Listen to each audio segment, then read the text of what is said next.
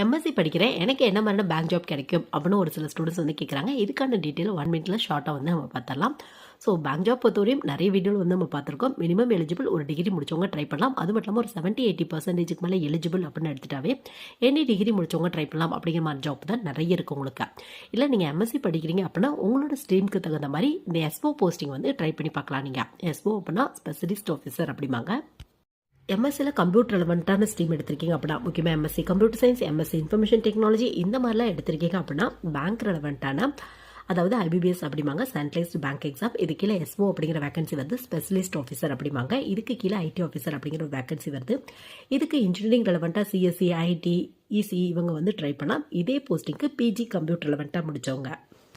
அது யாருன்னு யோசிக்கிறீங்களா? நீங்கள் தான் MSc computer science, MSc information technology இல்லை எம்சிஏ இந்த மாதிரி முடிச்சவங்க ட்ரை பண்ணலாம். எந்தவித ஒர்க் எக்ஸ்பீரியன்ஸுமே தேவையில்லை.